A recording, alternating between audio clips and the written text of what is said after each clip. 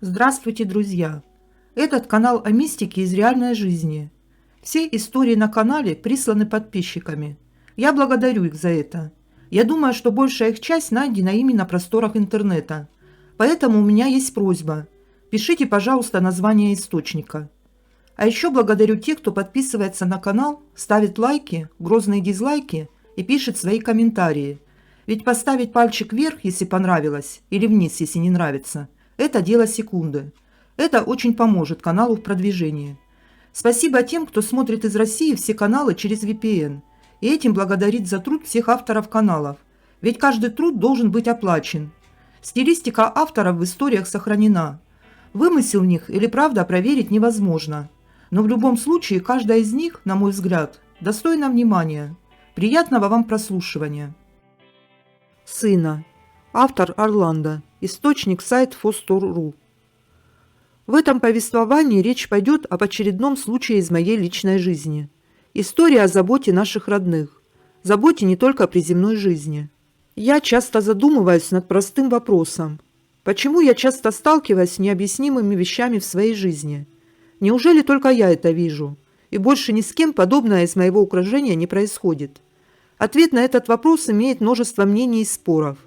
Лично мое мнение, происходит это практически со всеми. Другое дело отношения, мировоззрение и анализ к подобным вещам у всех разный. Мы живем современностью и прогрессом, активно пользуясь благами цивилизации и порой на многие вещи просто не обращаем внимания. Особенно при жизни в мегаполисах, где ритм жизни не позволяет взглянуть на простые вещи и понять их природу. История эта произошла со мной весной 2015 года. Также на даче, именно в том месте, которое я описывал в предыдущей публикации. Можайский район, тихое местечко, рядом Бородинский заповедник. Также недалеко Можайское водохранилище, природа и лес. Одно из моих многочисленных хобби – строительство. А на загородном участке для этого хобби есть место, где разгуляться. Моим наставником по вопросам строительства всегда был мой тесть, папа моей любимой супруги. Он всегда мог и подсказать, и поругать, и похвалить. Доброй души человек. Я называл его по-простому батей, а он меня по-доброму сыной. Именно сыной, а не сыном. Однажды тесть построил большой навес для дров. Мастерил несколько дней. Суть постройки была в собственно крыше, под которой хранились дрова и строительные материалы. Одной частью навес крепился к внешней стороне дома, с той стороны, где нет окон. Второй частью постройка крепилась к забору из профлиста. В этом, как оказалось позже, и таился главный минус конструкции. Пару зим все было благополучно. А вот очередной снежной зимы навес не пережил. Под давлением большой массы снега навес проломился и рухнул, при этом повредив забор. Несколько листов, на которые была нагрузка, были сильно повреждены и подлежали замене. Той зимой моего тестя не стало. Он не увидел того, что случилось с его детищем. А я пообещал все это поправить. Пообещал теще и супруге. Пришлось долго разбирать проломанные доски и кровлю. Наконец подошла очередь исправить забор. Хочу отметить, я часто что-либо делая по хозяйству на даче. В ту весну заочно общался с тестем. Выглядело это в форме монолога. Возился с электрикой и заочно спрашивал у бати, куда он положил инструмент. Или правильно ли я делаю то или иное дело. Делал я это не ради шутки. Просто верю в то, что души рядом. Спрашивал и, не надеясь на ответ, продолжал начатое. Когда занялся починкой забора, купил в нужном количестве профлист. Снял с помощью шуруповерта поврежденные листы и принялся за восстановление испорченной изгороди. Осложнялась работа сильным ветром, что, учитывая расположение дачного поселка, дело нередкое. С одной стороны лес, а с другой поля, так что к ветрам мы уже привыкли. Работал я один, профлист сильно порусил, приходилось прижимать его к конструкциям, а затем пришивать к металлическим лагам. Искореженные листы я, снимая, ставил рядом с неповрежденным забором. Работа продолжалась уже несколько часов. Тишина, разбавляемая порывами ветра, да тихое шуршание шуруповерта – вот и все звуки, окружающие меня в это время. И вдруг вполне четкий голос бати, сына. Я на мгновение повернул голову и увидел, как на меня летит искореженный профлист, который я неосмотрительно просто приставил к забору, вместо того, чтобы положить на землю и прижать чем-либо тяжелым. Очередной сильный порыв ветра просто-напросто швырнул в меня ничем не закрепленную конструкцию. От неожиданности я сделал шаг назад и, поскользнувшись, оказался в дренажной канаве, которая опоясывает по периметру участок со стороны улицы. Лист лишь задел мне руку и немного повредил кожу на ней. Убрав злосчастный металл, я еще долго стоял в ступоре, осознавая случившееся. Ведь если бы не голос тестя, металлический лист прилетел бы мне в шею, и тогда последствия трудно спрогнозировать. Возможно, он мне и жизнь спас. Заочно я поблагодарил тестя за эту помощь. Помощь не из нашего, а иного мира. Находился я в здравом уме и светлой памяти. Поэтому то, что мне показалось, исключаю. Уверен, что нечто подобное случалось со многими людьми. Даже на этом ресурсе встречал подобные истории. Рад был описать вам свою историю. Пришел навестить. Автор Орландо. Источник сайт Фостор.ру. Существующий мир довольно тонок. Все мы знаем, что там, с другой стороны, очевидно, есть что-то. Мы едва ли можем заглянуть в этот иной мир. А он наблюдает за нами. История, произошедшая со мной, в очередной раз это доказывает. История эта произошла летом 2012 года на даче в Можайском районе Московской области. То, что случилось со мной той теплой июльской ночью, явилось отголоском далекого детства. Того милого времени, когда мой разум, окруженный родительской заботой и любовью, давал ощущение беспечной защищенности и наивных мыслей, что мои близкие всегда будут со мной рядом. Чтобы картинка была более полной, расскажу ее с самого начала, чтобы было понятно, что это не простая случайность или плод бурного воображения. Деда по отцовской линии я, к сожалению, не видел. Он на момент моего рождения был тяжело болен и не вставал с постели. Жил он в другом городе, поэтому судьба не позволила нам увидеться. Отец мой работал на тот момент на даче Сталина, именно той, где и не стало великого вождя. Год шел 1984. Дача была закреплена за ЦК, Центральным комитетом партии.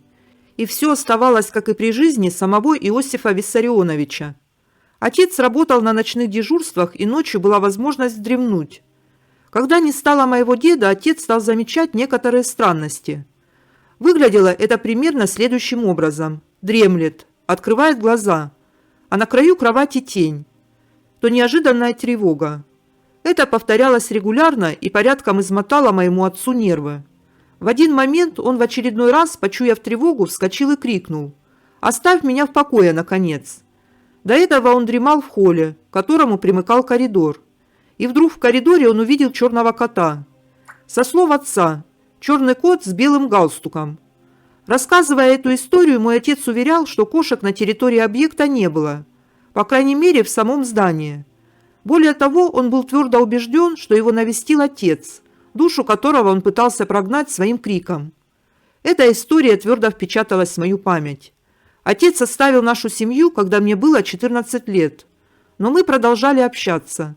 Никаких негативных вещей между нами не было. Не стало моего отца в 2011 году, а еще через год случилась моя личная история.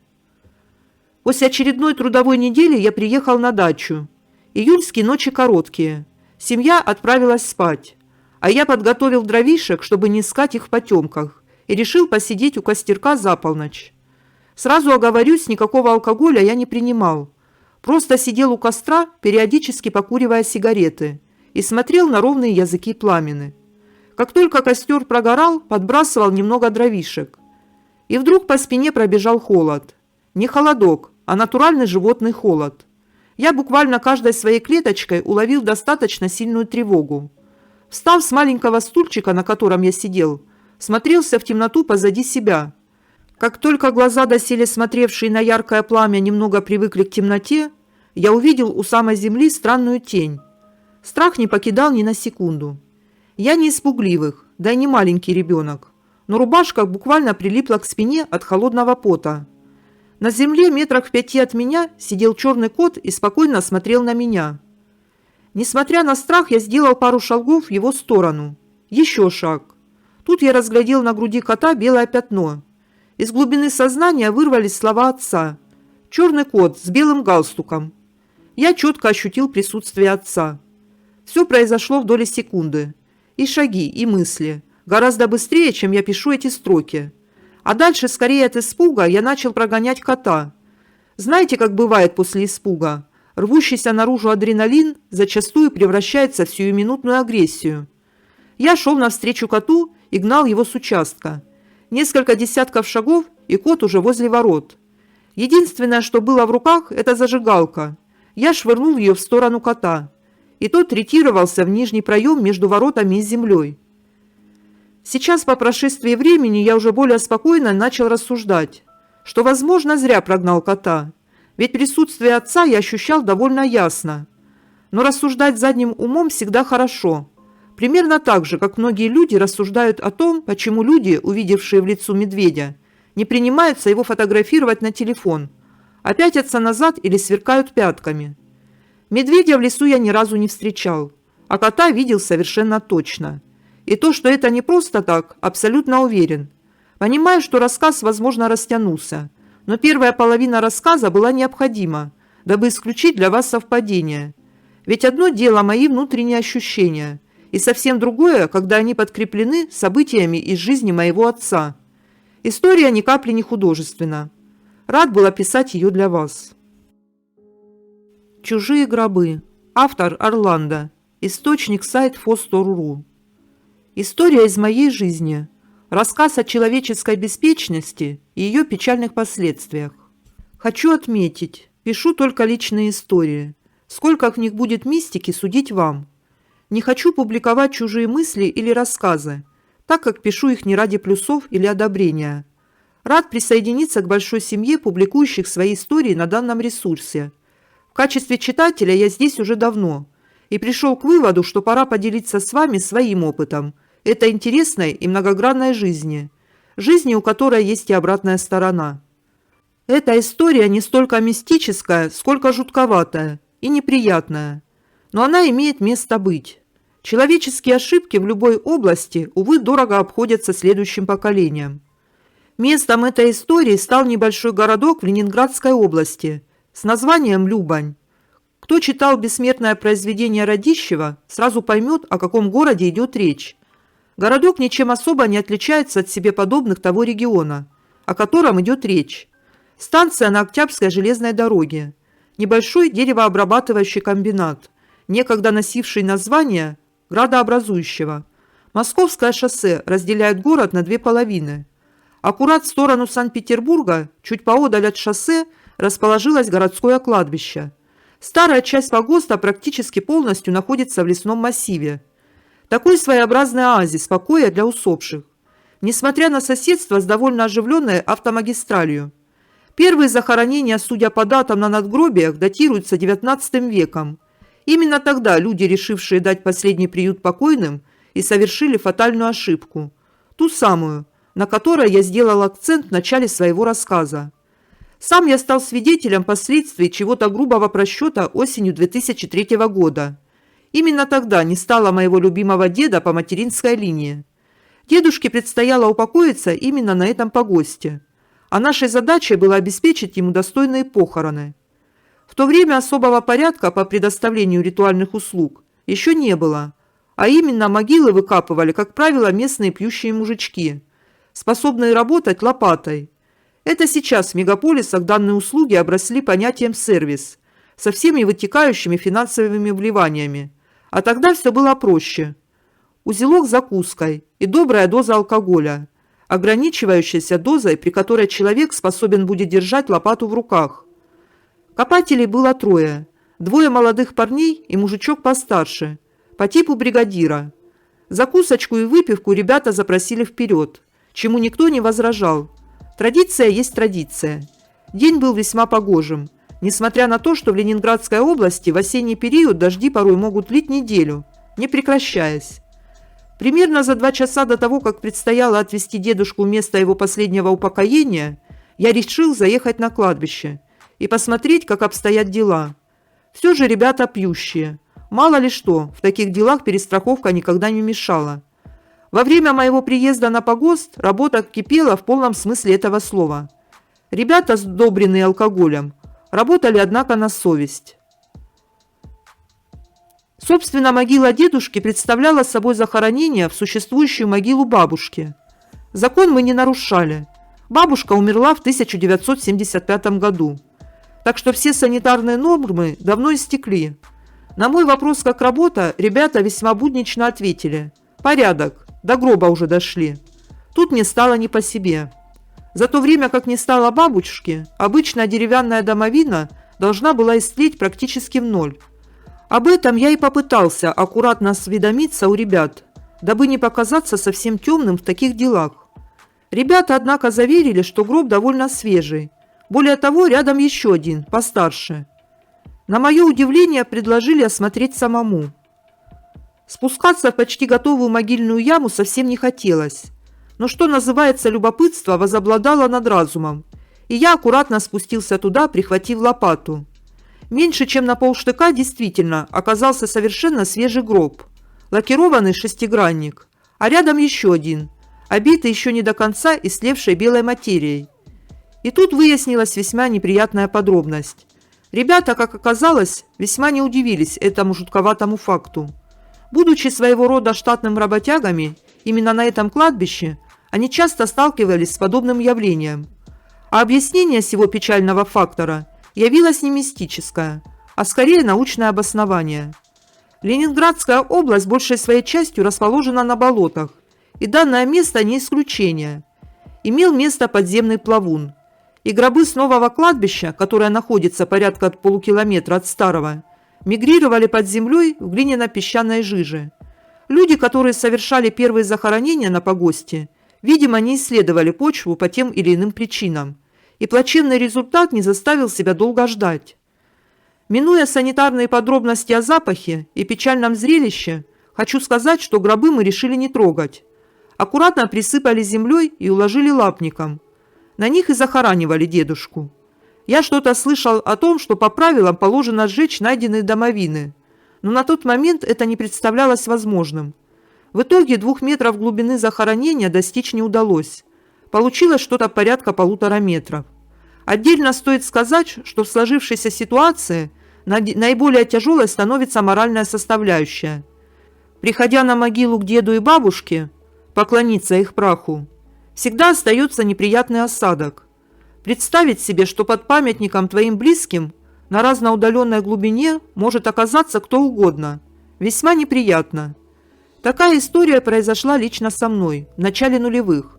В моей жизни происходило много разных объяснимых и не очень объяснимых вещей. Но, как говорил один известный телеведущий, это совсем другая история. Рад буду писать для вас и дальше. Двойники. Автор Сабелька. Эти 2 истории из моей жизни очень похожи между собой. Я не могу найти им объяснения, поэтому расскажу их без комментариев и выводов. Это случилось во времена моей молодости. Тогда я преподавала в музыкальном училище. Однажды в театре была какая-то премьера. Я собиралась пойти. Но в последний момент у меня изменились обстоятельства, и я пойти не смогла. На другой день ученики спросили, как мне премьера. Я ответила, что меня не было в театре. Они как-то странно переглянулись. Среди учеников была староста группы Ирина. У нас с ней были более тесные отношения, чем с другими. Ирина при всех рассказала мне, что они видели меня вчера в театре. В антракте всей группой подошли поздороваться. Но у меня был отстраненный вид, будто вижу их впервые. Они даже немного обиделись и удивились. Я была всегда открыта и общительна. Для меня не свойственно высокомерие. Тем не менее, все 15 человек даже не сомневались, что это я. К тому моменту они учились у меня уже 3-й год и не просто наблюдали меня издалека на кафедре, но достаточно тесно со мной общались 4 в неделю. Ирина призналась, что весь вечер наблюдала за мной. Манеры, голос, улыбка – все были моим. Она слышала, как со мной поздоровалась женщина, назвав по имени. Я расспросила Ирину, с кем я была и во что была одета. Она ответила, что я была одна. На мне было черное платье. Такого платья у меня не было. Несмотря на то, что ребята в группе были серьезные и не склонные к шуткам, и что в случае розыгрыша в такой большой группе актеров я бы непременно почувствовала фальшь, все же наиболее правдоподобным объяснением истории мне тогда показалось то, что они меня разыграли. Я так думала, пока не случилась следующая история. Несколько лет назад мой муж пришел домой крайне удивленный и рассказал мне случай, который только что с ним произошел. Он шел по улице, вдоль парка. Дорога там прямая и очень длинная. Был летний день. Навстречу не шел никто, кроме одной молодой пары. Еще издали ему показалось, что пара очень похожа на нас в молодости. Дело в том, что мы живем в национальной республике, и внешность у нас достаточно яркая и не характерная для местного населения. Муж очень высокий и стройный, тогда как местные мужчины невысокие и приземистые. Я заметно ниже мужа и всегда имела выразительные формы. Местные женщины, независимо от степени полноты, поголовно морковки. Это их национальная особенность. У парня были такие же затемненные очки и борода, как у мужа. У девушки были такие же прямые красные волосы, как у меня когда-то. Одним словом, мы достаточно колоритная пара, узнаваемая издалека. Эти двое шли, взявшись за руки, так как мы ходим уже много лет. Я никогда не держу мужа под руку. По мере приближения муж начал ощущать страх, поскольку все больше понимал, что это не просто похожие на нас люди. Это были мы, но значительно моложе и в какой-то другой вариации.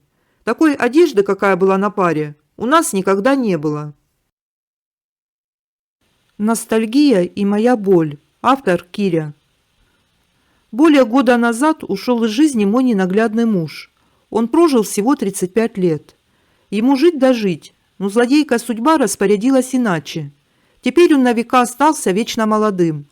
Я очень сильно переживала невосполнимую утрату, принимала ее близко к сердцу, и оно не выдержало.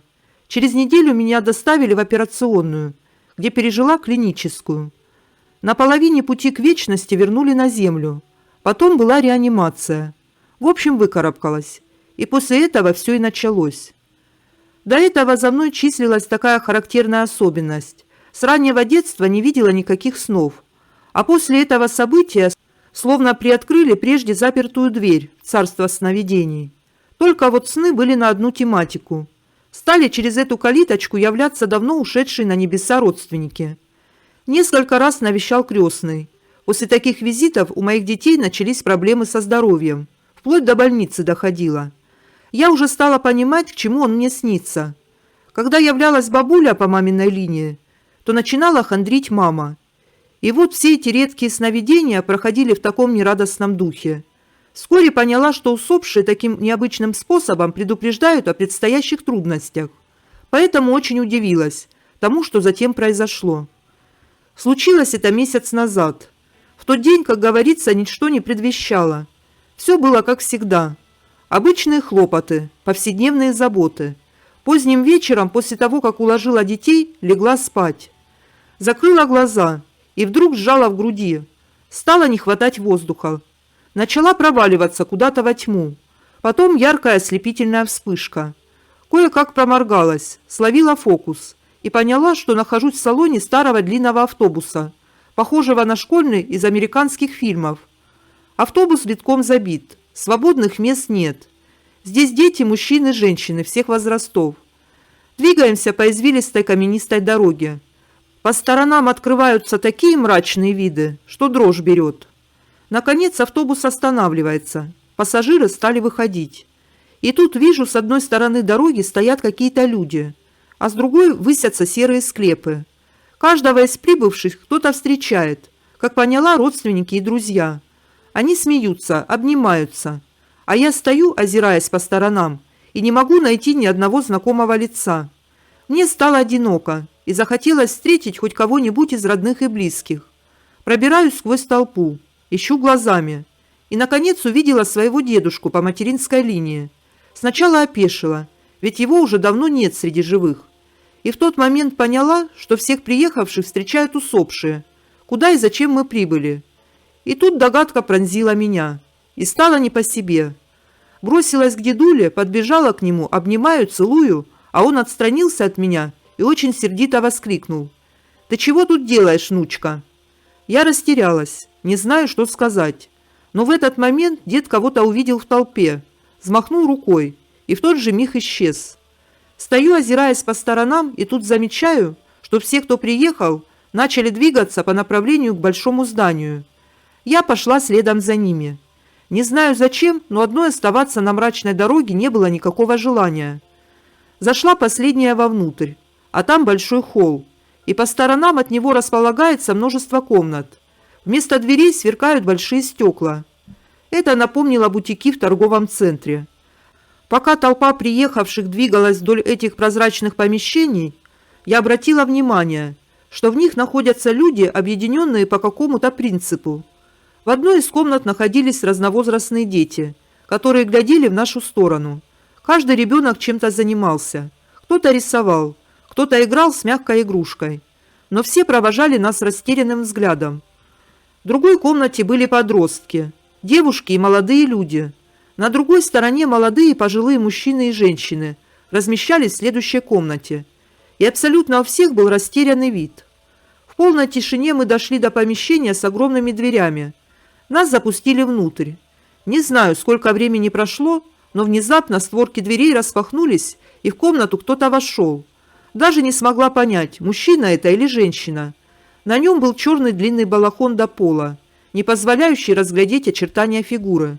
На голове глубокий капюшон, из-под которого струились длинные золотистые волосы. Из-за надвинутого капюшона лица не было видно. От этого человека или существа исходила мощная энергия. Словами не передать какая, но чувствовалось в ней тепло и спокойствие. Из всей толпы это существо выбрало меня и повелело, чтобы проследовала за ним в другую комнату. Этот невероятный бесполый голос до сих пор в душе звенит. Не забуду и ни с кем не перепутаю. Даже не могу передать, насколько он четкий, спокойный и даже монотонный. Но ему хочется подчиняться. Всю информацию, которую он давал, пропускала через себя, чувствовала каждой клеточкой, и это казалось вполне естественным. В новой комнате было темно, но не страшно. И тут я услышала до боли знакомый голос. Существо с золотыми волосами приступило к общению с моим мужем. Сам разговор не разобрала, но в конце услышала, как произнесли: «Если вы в дальнейшем хотите семью, вам надо пройти испытание». И тут я закричала: «Согласна». И в тот же миг мы с мужем оказались на улице. Над нами нависает пасмурное небо. Унылая каменистая дорога спускается с горки под уклон. С левой стороны от нее располагаются неказистые домишки. А вот на правой стороне находится нечто. Вдали раскинулся античный из белого мрамора город с потрясающей архитектурой. Повсюду сочная какая-то нереальная зелень. Слышно, как волшебно поют птички. Откуда-то льется теплый мягкий свет. Мы стоим посреди дороги. И это существо в балахоне говорит: «Выбирай». Я уж было собралась идти на правую сторону дороги и говорю мужу: «Милый, смотри, какая там красота. Пойдем посмотрим». Но он решительно меня остановил. «Нет, нам надо идти налево». Удивилась, не поняла такой выбор. Ведь такие зачуханные домики уже ранее видела. Но подчинилась воле своего мужчины. Как только перешли дорогу, в душе услышала голос: «Выбор сделан». То, что дальше произошло, было полной неожиданностью. Все, что находилось на правой стороне, вся эта сказка, была накрыта гигантской волной. Муж схватил меня за руку и закричал: «Беги!». Не знаю, сколько бежали, но за это время погода менялась на глазах несколько раз. Сперва пошел дождь, затем поднялся ураганный ветер, дождь сменился липким снегом. Под ногами начала противно чавкать липкая грязная каша. Мы добежали до какого-то здания, и тут опять этот голос: «Вам надо выбираться отсюда». Начались какие-то препятствия, земля под ногами ходуном ходит, дома рушатся, деревья падают. Добегаем до очередного здания. Тут резкий рывок откидывает меня назад. Не удержавшись на ногах, больно приземляюсь на пятую точку. Захотела выругаться на мужа. Но в этот миг увидела, как впереди с крыши падает огромная льдина. И тут мне муж сквозь грохот прокричал: «Остерегайся того, что выглядит больше, чем есть на самом деле». Подхватил меня под руку, поставил на ноги. Бежали долго, силы уже были на пределе. Но вдруг все исчезло. Стоим посреди какого-то бескрайнего пространства, и тут опять существо в капюшоне. Тяжело? Пойдем отдохнешь. В тот же миг оказались в неуютном зале, в котором стоит 2 стола. За одним оказалась я с мужем. За другим сидят люди в черных балахонах. Лиц не видно, о чем-то беседуют. Оглядев скудную обстановку, шепотом жалуюсь. Так устала, пить сильно хочу. Один человек в черном повернулся ко мне и говорит: «Ничего, это нормально. Скоро привыкнешь без воды. Но сейчас, если очень хочется, набери жидкости вон там». И показал настоящий в темном углу какой-то необычный аппарат.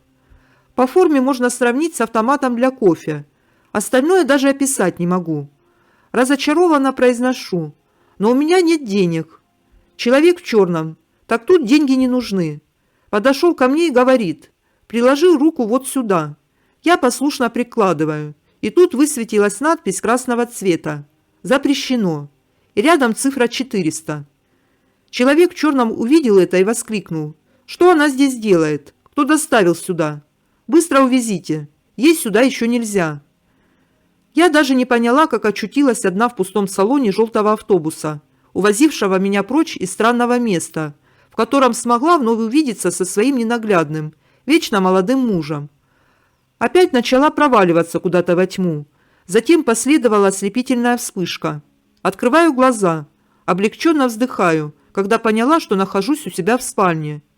Чувствую себя сильно уставшей, словно выжатый лимон, как будто я действительно преодолевала бесконечную полосу запредельных препятствий. Ноги гудят так, будто многокилометровый кросс пробежала, и очень сильно болит 5-я точка, на которую приземлилась во время испытаний. Уже целый месяц прошел, но так и не могу понять, что со мной произошло.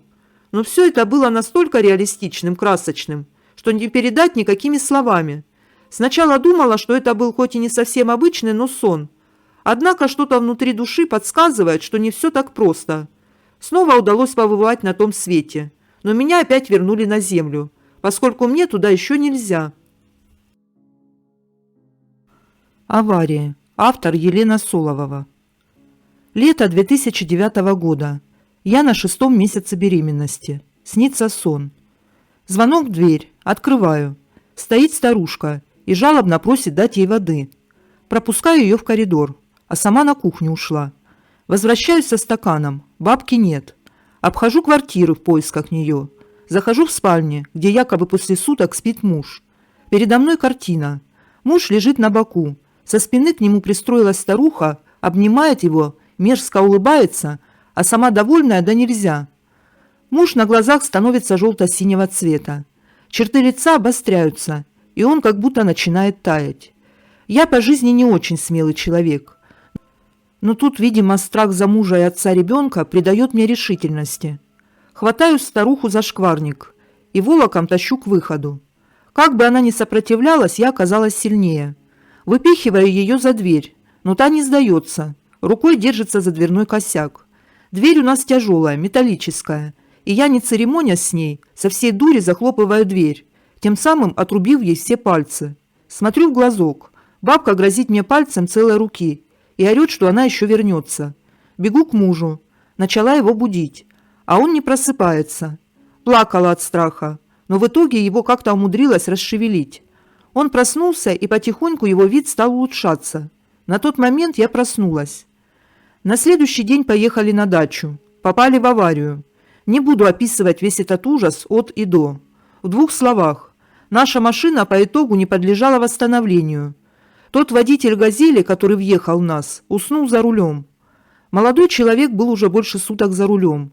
К слову, «Газель» тоже восстановлению не подлежала, так как сгорела. Муж вовремя заметил, что «Газель» не собирается тормозить. Успел мне прокричать, чтобы я держалась, да еще и он меня одной рукой прижимал крепко-крепко. Итог. Мы все остались без машин, но живы и относительно целы. Я во время всей этой светопляски даже животом ни разу не ударилась. Мои сандалии на мне разлетелись на части, а мне хоть бы хны, если не считать полуобморочного состояния от страха. Муж отделался сотрясением мозга. Как нас вытаскивали из машины, я помню обрывками. Но все, кто тогда прибежали нам на помощь, говорили, что не надеялись увидеть нас живыми. Но все обошлось. Осенью этого же года я уже родила дочку. Сижу дома. Муж поехал с другом по делам. Звонит мне вечером и очень так осторожно меня предупреждает, что домой вернется поздно. Что случилось? Оказывается, они попали в аварию. За рулем был его друг. У мужа сломаны 2 ребра и распорота рука. Друга, который был без сознания, он вместе с очевидцами вытащил из машины еще до приезда скорой. Боялся, что машина может вспыхнуть. И здесь все обошлось. Все живы. Потом уже, когда я сопоставляла сон и явь, до меня дошло, что старуха исполнила свое обещание. Она попыталась еще раз, но, слава богу, у нее ничего не вышло. Что это за сны, я не понимаю, и очень их боюсь. Привет из вентиляции. Автор Дранг. Собравшись, наконец, силами, думаю, что могу поведать вам то, с чем мне пришлось столкнуться в непростой для всех 2020 год. На тот момент, являясь студентом юридического факультета Удмуртского государственного университета, УДГУ, мне пришлось столкнуться с неприятной для себя новостью. Половина из наших местных ребят, что проживали вместе со мной на территории общежития, заболели той самой болезнью. И было решено, что общежитие закрывают на карантин. Вводились строгие правила, которые никак не вязались с моим разгульным образом жизни. На семейном совете в WhatsApp было принято решение, что я вполне могу позволить себе снять недорогую квартирку. Разумеется, не без помощи родителей. И, разумеется, соседям было дешевле. Нужно сказать, что соседа я выбирал тщательно. Мне бы не хотелось жить с человеком, который разбрасывает повсюду свои носки, громко рубится в доту и матерится, на чем свет стоит. А именно такими людьми и были все мои друзья-парни. Разумеется, у них были и свои интересы, которые делали их особенными и интересными личностями. Но уж поверьте, в быту нам было не по пути. А потому и был принят своеобразный консенсус. Ко мне переезжает младшая сестра. Та уже давно хотела начать самостоятельную жизнь.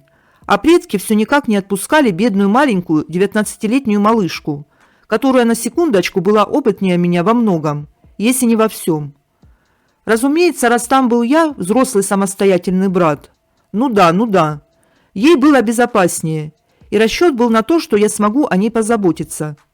Кристина, или как она любила, когда ее так называют, Крис, только рада была упорхнуть от родителей, и вместе мы решили, что не будем мешать друг другу жить.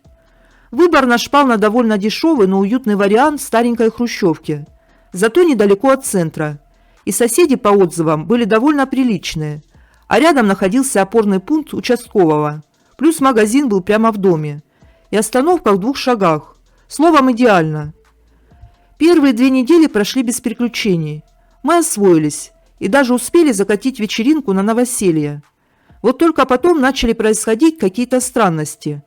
Имею пагубную привычку в виде курения и ввиду своей лени никогда не выхожу в туалет, а делаю это в ванной, где запах сигарет быстро выветривается из-за обильного запаха разного рода химии, типа шампуней и ему подобного. И вот в один чудесный майский вечер пришло мне в голову, что я хочу курить. Прикурил сигарету и стал листать новостную ленту, особо не заморачиваясь за жизнь. И тут услышал какой-то смех. Как оказалось, он исходил из дырки в стене или воздушной вентиляции. Как будет правильнее. Я прислушался. Всегда любил подслушивать разговоры соседей. Иногда они бывают очень интересными. Тут снова раздался смех. И до меня дошло, что он явно был детский.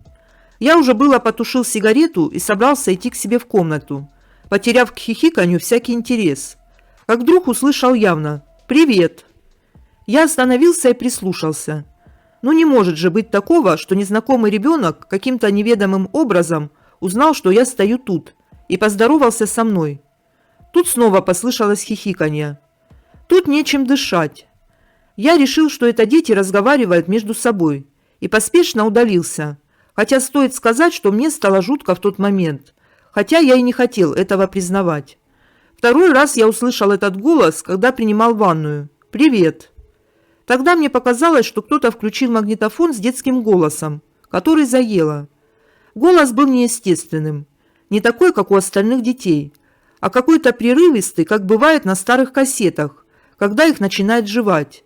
Некоторые буквы просто проглатывались. Звучало это примерно как «прит», «приет». Затем я услышал то, что никак не хотел бы услышать. «Почему ты со мной не здороваешься?» Не знаю, что тогда произошло. Скорее всего, я просто себя накрутил. Но я не жалею, что в тот момент пулей вылетел из ванны. Весь оставшийся день мне было не по себе находиться дома. Вечером, когда домой вернулась Крис и начала расспросы о том, почему я себя так странно веду, я помню, как улыбнулся и посоветовал ей сходить поздороваться. Она скептически отнеслась к моему предложению и решила, что я дурик. Но любопытство, оставшееся из детства, взяло верх над ней. Она отправилась в ванную, из которой вылетела спустя минуту, вся красная и недовольная. Такой я ее видел впервые. «Ну что?» – спросил я, глядя на свою сестру. «Поздоровалась?» «Ага». Она взяла стакан воды, и я подметил, как дрожали от злости ее руки. Я сейчас этого сопляка уму-разуму научу, а заодно и с родителями его пообщаюсь. Как оказалось, неведомый ребенок поведал ей о том, что она девица легкого поведения, и что она пустая в буквальном смысле, что он с ней позабавился бы, хотя все начиналось довольно мило. Он сказал, что мерзнет там. Не детское у него поведение. Не бывает в детях столько злости. Тогда я не мог с ней не согласиться. Нужно заметить, что никто из дыры со мной больше не здоровался, хотя я по самый момент переезда прислушивался к этой дыре. Однажды Крис пришла домой и рассказала о том, что пообщалась с местными бабульками на тему невоспитанности местных детей. Те посмотрели на нее, как на прокаженную, и заявили, что не ребенок этот был. Нет у них в подъезде детей и никогда не было. Одни пенсионеры, чьи дети уже давно уехали, пара подростков, которые приезжали к бабушкам время от времени, и молодая пара, которая несколько лет назад похоронила своего сына. Конечно, может быть, что кому-то приезжали гости, но ведь тогда незнакомый ребенок не стал бы разговаривать с нами через дыру в вентиляции. Да и откуда ему было знать, что в другой квартире кто-то находится и слышит его? Я не знаю, что это было, но я так и не нашел этому объяснения. Ваше мнение, что это было? «Собачья смерть». Автор Елена Соловова. Это произошло, когда мне было неполных 16 лет. Наверное, лет с 10 я мечтала о собаке. И вот на мое 14-летие родители подарили мне щенка немецкой овчарки, девочку. Не передать словами ту радость, которую я испытала. Кличка, правда, от заводчика досталась дурацкая – Штеки. Потом я узнала, что в переводе с болгарского звучит как «лыжные палки». Ну да ладно. Собаку любила до безумия. Весь мой режим и график был построен под нее. Она была со мной везде и всюду.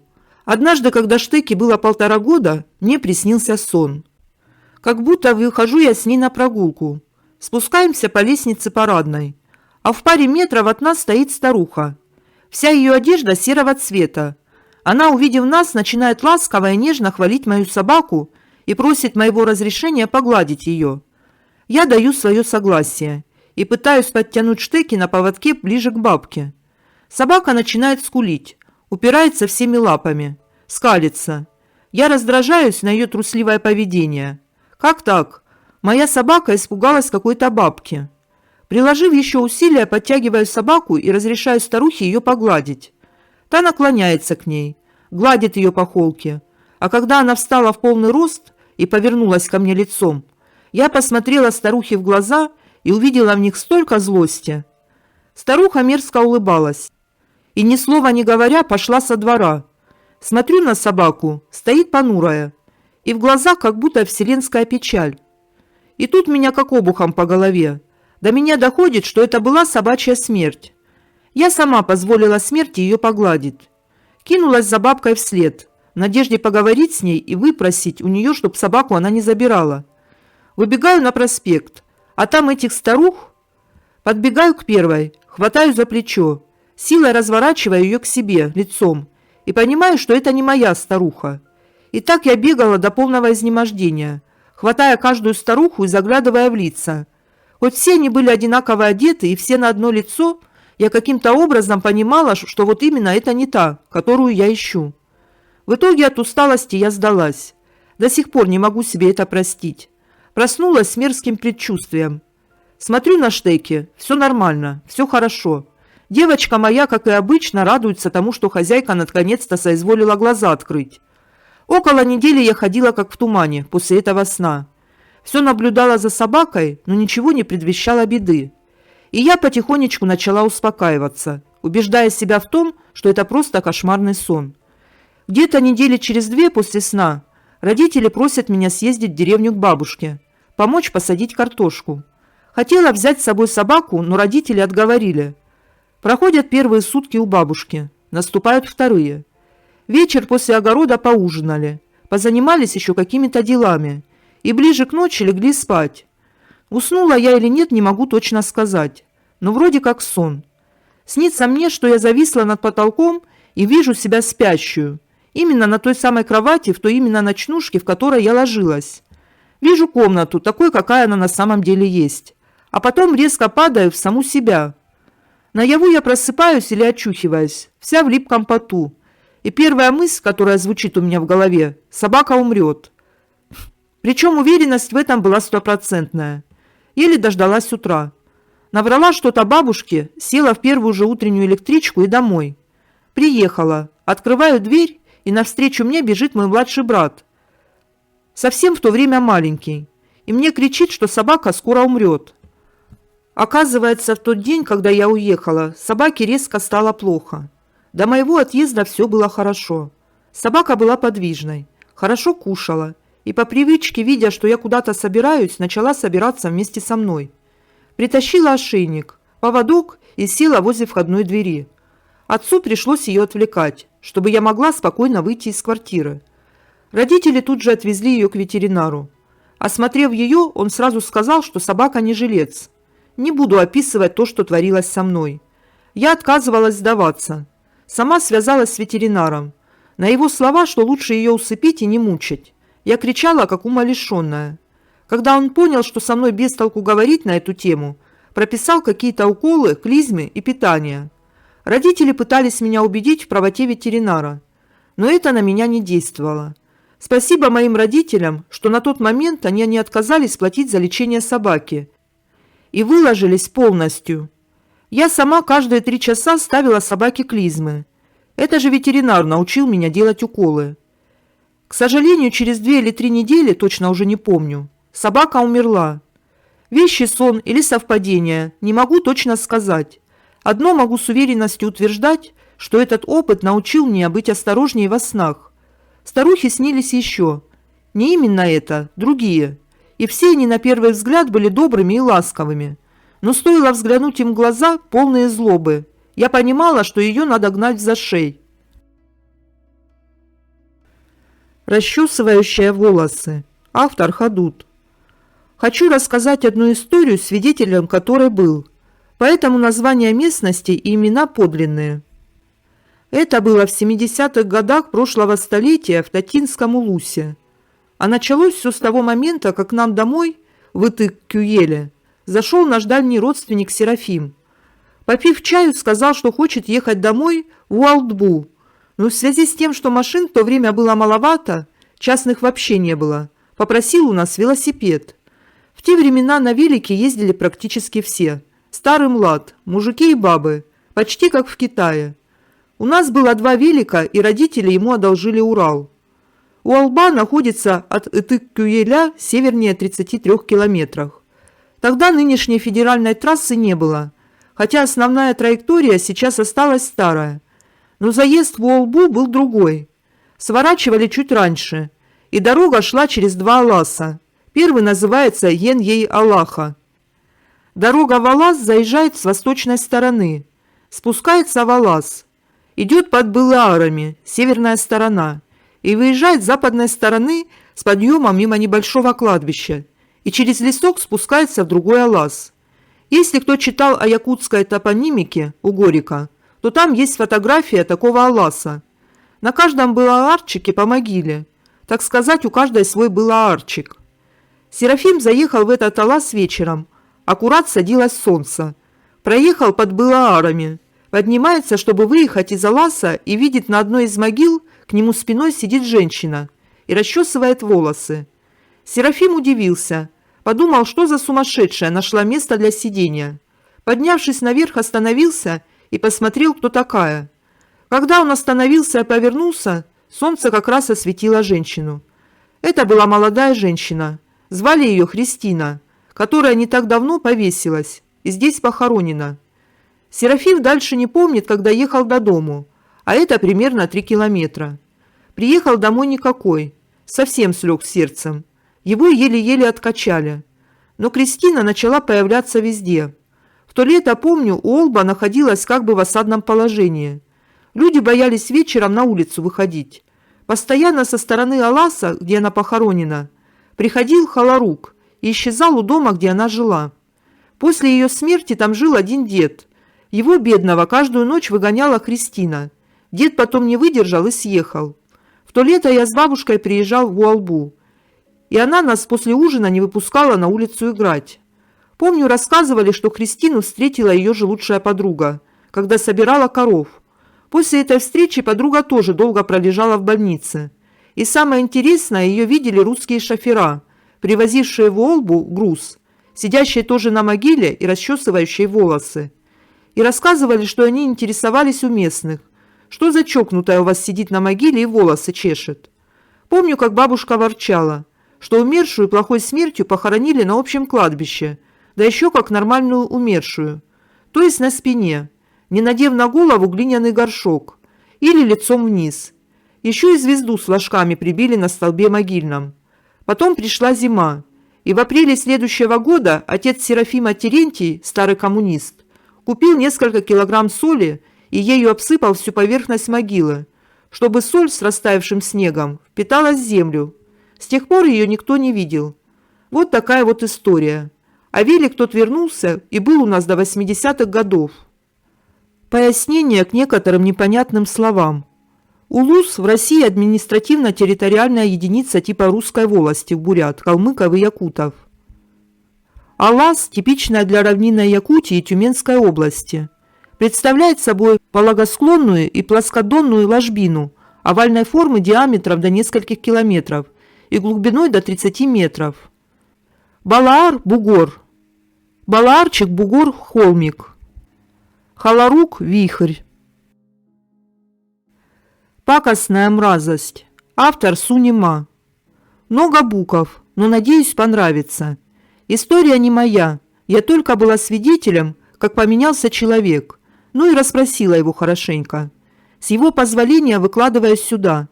Имена изменены, но непосредственный участник событий себя точно узнает, если ему доведется услышать этот рассказ. Одно время довелось мне работать в одной конторе с молодым человеком. Мне на тот момент было уже за 30, а ему около 22-23 лет. Назовем его Вадиком. Хороший такой парнишка, но безалаберный в силу возраста и вседозволенного воспитания однополой семьей. Мама и бабушка. Не подумайте ничего такого. И была у Вадика мечта. Купить телефон не просто звонилку, а с яблочком наливным на корпусе. Да еще модели последней. Только, увы, не с нашими зарплатами такими иметь. А кредит мозгов у парнишки хватало не брать. А еще был у Вадимки заветный сундучок с прадедовыми наградами. Прадед Вадима – ветеран Великой Отечественной войны. С 41 по 45 года служил честно. Бывал в передрягах, но вернулся живым. Правда, не очень здоровым. Ну и наград медалей у прадеда очень предостаточно накопилось за войну. Далее пишу с его слов. Вот сидел я как-то в выходной, пил пиво. Мучился извечными вопросами, как быть и что делать, где взять денежку. И тут взгляд упал на сервант. А в серванте сундучок. А в сундучке... Что ж я раньше-то не сообразил? Вот они денежки. И много, наверное. Рванул гуглить. И правда много, если судить по форумам. Тут же зарегистрировался на одном из них. Стал потихоньку искать покупателя. Ну и где-то через недельку нашелся человек, который предложил большую пачку зеленых денег. Гораздо больше, чем я даже рассчитывал. Сговорились о деньгах, сговорились о встрече. Она должна была состояться через 4 дня. И вот, довольный, я выключаю компьютер и ложусь спать. Снится сон, как будто я сижу в полутемной комнате.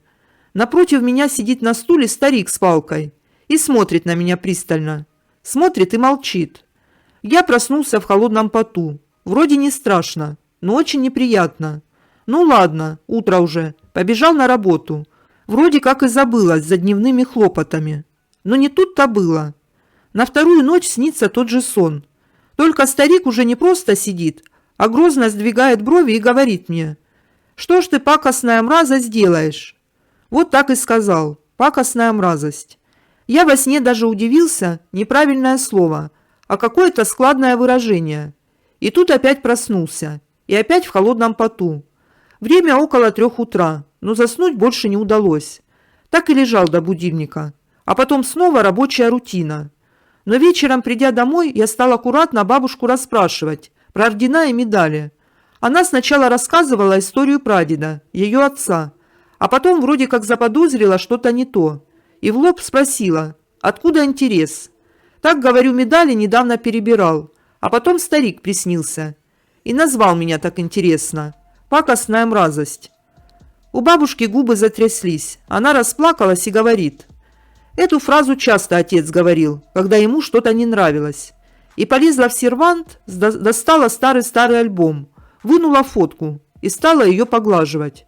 А на той фотке тот самый старик, только явно моложе, сидит на стуле. А комната та самая. «Вот, — говорит бабуля, — твой прадед.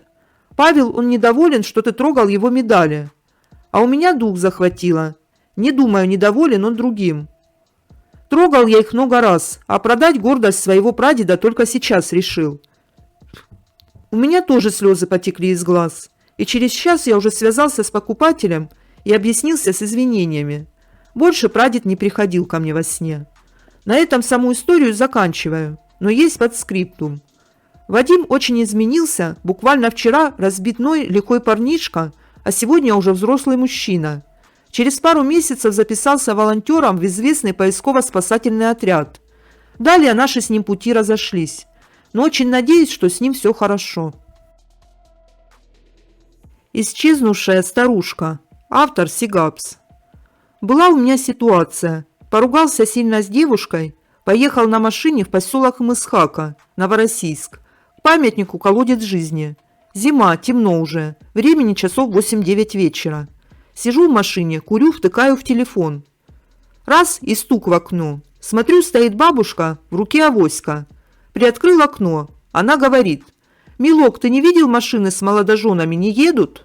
Была пятница. И к этому месту часто приезжают на свадьбе фотографироваться. Я говорю: «Нет, бабушка, не видел. Да и поздно уже, никого не будет». Она: «Жаль, я тут каждую пятницу молодоженов благословляю и счастья желаю». И начала мне иконки показывать, которые им дарит. Ну, я послушал вполуха, думал, сейчас деньги просить начнет. Но нет. Она со вздохом дает мне одну иконку и конфет пару штук.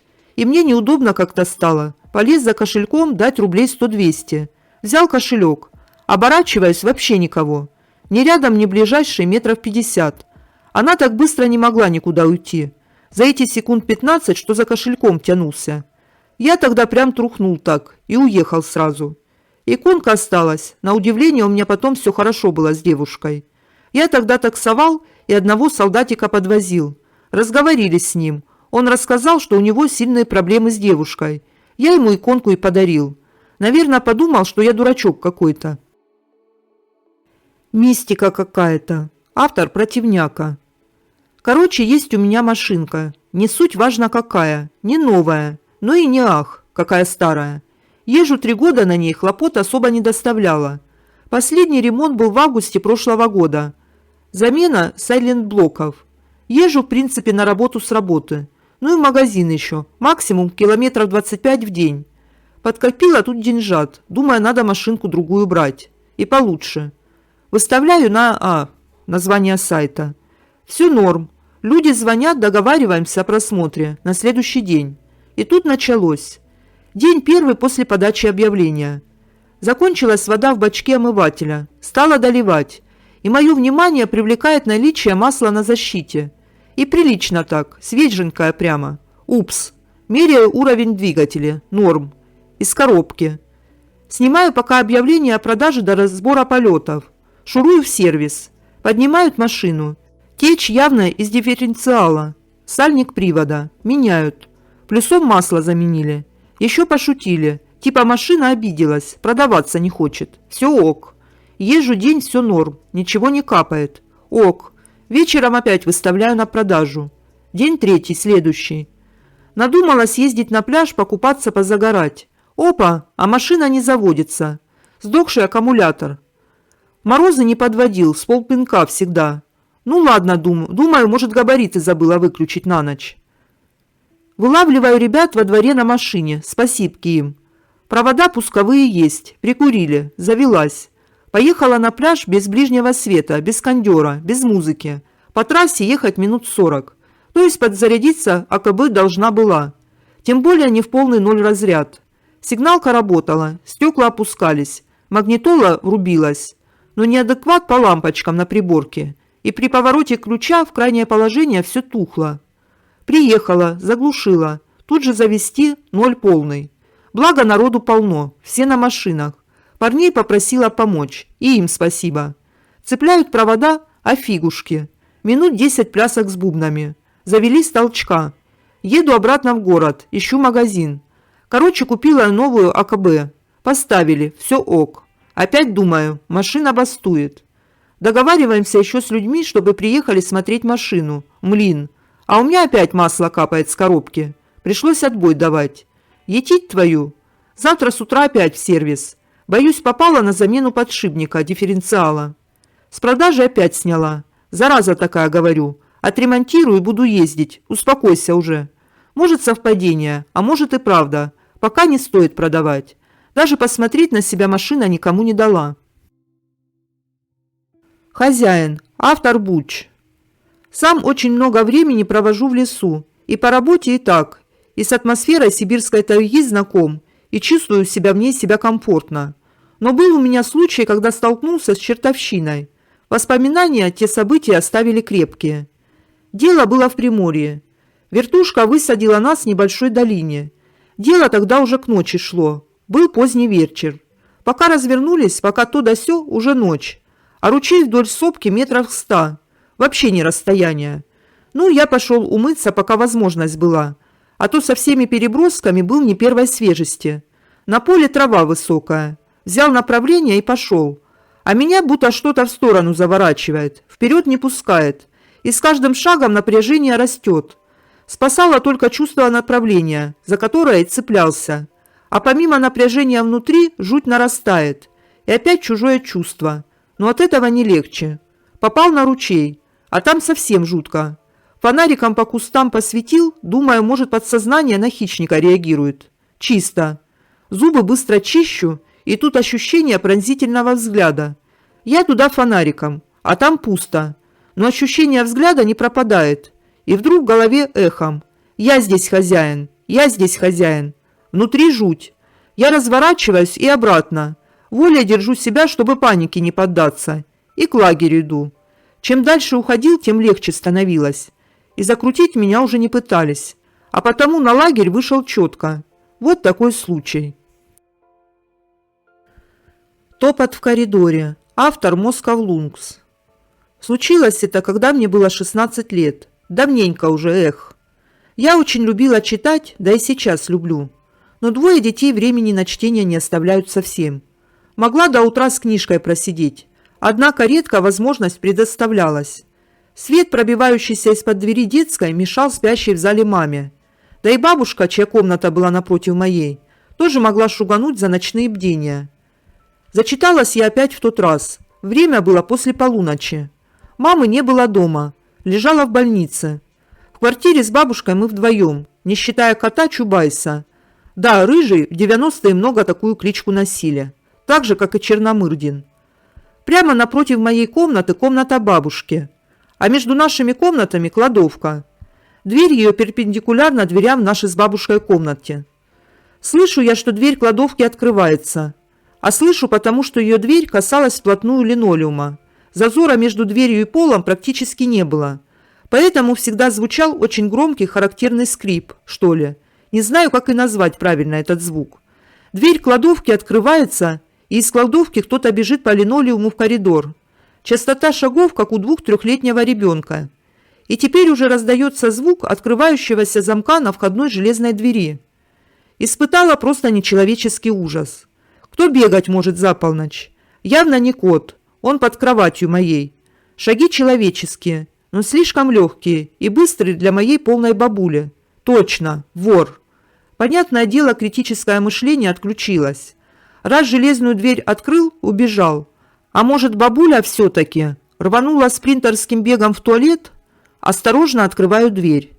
И тут же открывает дверь своей комнаты бабуля и с вопросом смотрит на меня. Прочитала ее мысли как будто. Да чего же она по ночам-то шастает, спать мешает? Естественно, бабуля сию секунду поняла, что топала не я, раз осторожно из комнаты выглядываю.